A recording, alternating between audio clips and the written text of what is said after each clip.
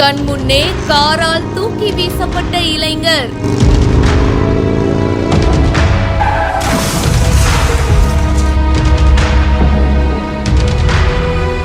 அடுத்த நொடியே மனசு தாங்காமல் ஓடி வந்து சிறுவன் சென்ற செயல்.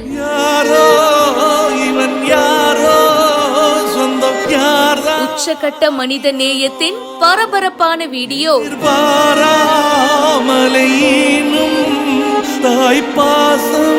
பரபரப்பான சிசிடிவி காட்சிகள் இப்ப சமூக வலைத்தளங்கள்ல வேகமா பரவிட்டு இருக்கு. மலப்புரம் பொன்னானி கர்மா சாலையில இந்த விபத்து ஏற்பட்டிருக்கு. இருசக்கர வாகன ஓட்டி பாத்தீங்கன்னா ரோட கிராஸ் பண்றதுக்கு வராரு. அண்ட் அப்போ கரெக்டா வந்து ஒரு கார் அவர் மேல மோதி இருக்கு. இதுல அவரு தூக்கி வீசப்பட்டிருக்காரு.